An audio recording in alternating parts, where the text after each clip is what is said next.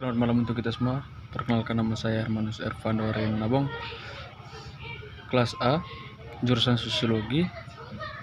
Dan kali ini ingin memenuhi persyaratan atau ingin mengerjakan tugas dari mata kuliah seminar masalah-masalah sosial. Jadi kali ini saya akan menjelaskan atau melanjutkan untuk menjelaskan hasil review buku ke-7, yaitu buku tentang keadilan sosial. Jadi yang pertama, bahwa keadilan sosial merupakan hak bagi setiap warga negara Indonesia yang hidup bersama dalam negara ini. Nah, ini kajian tentang keadilan sosial yang ada di negara Indonesia. Jadi, perlakuan hukum tidak dibedakan antara golongan atas maupun golongan bawah. Semua berhak mendapatkan hukum yang adil dan setara, satu sama lain. Secara umum, seorang bisa dikatakan bahwa orang yang tidak adil adalah orang yang tidak patuh terhadap hukum, dan orang yang tidak fair atau unfair, just. Yang adil adalah orang yang patuh terhadap hukum dan fair. Karena tindakan memenuhi atau mematuhi hukum adalah adil, maka semua tindakan pembuatan hukum oleh legislatif sesuai dengan aturan yang ada adalah adil. Semua tindakan yang cenderung untuk memproduksi dan mempertahankan kebahagiaan masyarakat adalah adil. Dengan demikian, keadilan bisa disamakan dengan nilai-nilai dasar sosial. Keadilan yang dilengkapi bukan hanya mencapai kebahagiaan untuk diri sendiri, tetapi juga untuk kebahagiaan orang lain. Jadi tentang keadilan adalah bagaimana setiap hak warga negara itu sudah ditentukan dalam undang-undang, dan ketika itu memenuhi undang-undang yang dibuat oleh legislatif, maka dia akan mendapatkan keadilan itu. Dan juga yang namanya keadilan tentu tidak memandang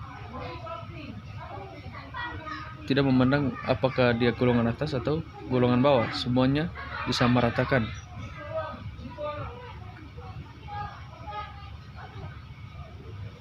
Jadi itu pengertian secara garis besar tentang keadilan sosial. Lalu sekarang kita akan membahas sesuai yang ada di buku keadilan sosial, bagaimana perkembangan atau perjalanan sehingga lahirnya yang namanya keadilan sosial ini. Oke. Jadi keadilan sosial adalah sebuah konsep yang membuat para filsuf terkagum-kagum sejak Plato membantah filsuf muda. Filsuf muda itu bernama Thasymasus, yang dimana Masus ini mengatakan bahwa keadilan adalah apapun yang ditentukan oleh si terkuat. Dalam Republik Plato meresmikan adalah alasan bahwa sebuah negara ideal akan bersandar pada 4 sifat baik: kebijakan, keberanian, pantangan atau keprihatinan, dan keadilan. Keadilan dan keadilan sosial memiliki secara pemikiran yang panjang di kursus hukum dan negara. Negara merupakan figur sentral dalam perwujudan keadilan dan keadilan sosial.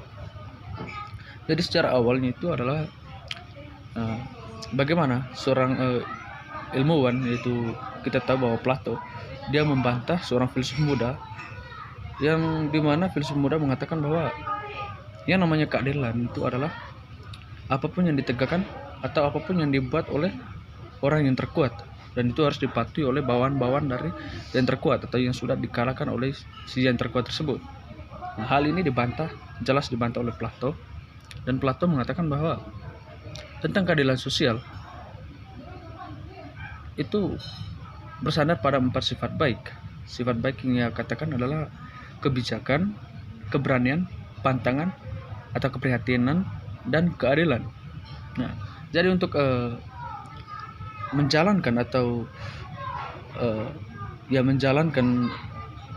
tentang 4 sifat baik ini, jadi yang harus dilakukan bahwa harus bersandar pada negara, dan negara ini dijadikan sebagai figur sentral dalam perwujudan keadilan dan keadilan sosial. Jadi konsep keadilan sosial atau social justice berbeda dari ide keadilan hukum, keadilan politik, keadilan ekonomi, keadilan individual, dan sebagainya. Tetapi konsep keadilan sosial tentu juga tidak hanya menyangkut persoalan moralitas dan kehidupan bermasyarakat yang berbeda-beda dari satu kebudayaan ke kebudayaan lain. Jadi di sini dijelaskan bahwa konsep dari keadilan sosial itu sangat berbeda dari ide keadilan hukum, keadilan politik, keadilan ekonomi, keadilan individual, dan sebagainya. Jadi keadilan sosial dia itu berbeda atau tidak bercampur dengan keadilan hukum, keadilan politik, dan keadilan ekonomi, juga keadilan individual dan sebagainya. Jadi itu sudah dibagi secara spesifik dan itu harus dibeda-bedakan. Tetapi konsep keadilan sosial tentu juga tidak hanya menyangkut persoalan moralitas dan kehidupan bermasyarakat yang berbeda-beda dari satu kebudayaan dan kebudayaan lain. Namun keseluruhan ide tentang keadilan itu pada akhirnya dapat dicakup oleh dan berjuang pada abad keadilan sosial.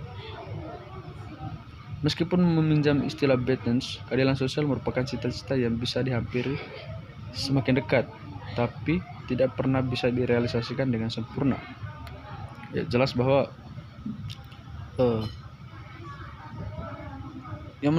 untuk mendapatkan yang namanya keadilan sosial atau yang berkaitan dengan moralitas itu sangat-sangat susah atau suatu yang masih diperjuangkan sampai sekarang, dari dulu sampai sekarang. Nah, di sini dikatakan bahwa, dan saya setuju dan saya sepakat bahwa keadilan sosial ini dia semakin dekat, tapi bukan berarti nanti akan dapat, tapi hanya semakin dekat begitu saja. Jadi hal ini tetap tidak bisa direalisasikan karena kecurangan-kecurangan yang dilakukan oleh individual atau kelompok untuk mendapatkan sesuatu, sehingga menghancurkan keadilan sosial dan muncul tentang tindakan kejahatan atau kriminal lainnya yang dengan sedemikian bentuk sehingga menghancurkan yang namanya keadilan sosial tersebut.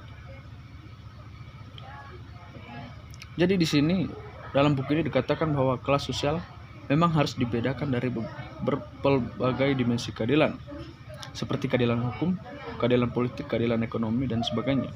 Meskipun dapat juga dipahami bahwa keseluruhan ide tentang keadilan itu pada akhirnya dapat dicakupi oleh dan berjuang pada keadilan sosial. Karena pada akhirnya keadilan sosial, keadilan hukum, dan keadilan ekonomi harus membuahkan hasil akhir pada perwujudan keadilan sosial bagi semua. Keadilan sosial berarti keadilan yang berlaku dalam masyarakat di segala bidang kehidupan, baik material maupun spiritual. Hal ini berarti keadilan itu tidak hanya berlaku bagi orang kaya saja, tetapi berlaku pula bagi orang miskin, bukan hanya untuk para penjabat, tetapi untuk rakyat biasa pula. Jadi di sini keadilan sosial kalau diumpamakan dalam keluarga, dia adalah induknya, dia yang mencakupi semua tentang keadilan, yaitu keadilan politik, keadilan ekonomi, keadilan tentang individual tadi, dia yang mencakupi semua itu. Dan di sini keadilan sosial ini tidak memandang bahwa dia si kaya atau dia si miskin, dia mencakupi atau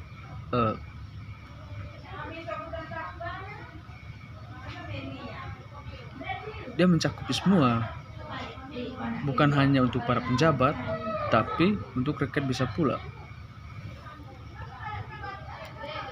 Jadi konsep keadilan sosial merupakan simpul dari semua dimensi dari aspek kemanusiaan tentang keadilan. Istilah keadilan sosial tersebut terkait erat dengan pembentukan struktur kehidupan masyarakat yang didasarkan atas prinsip-prinsip persamaan dan solidaritas. Dalam konsep keadilan sosial terkandung pengakuan akan martabat manusia yang memiliki hak yang sama yang bersifat asasi dalam hubungan antar pribadi dan keseluruhan baik material maupun spiritual.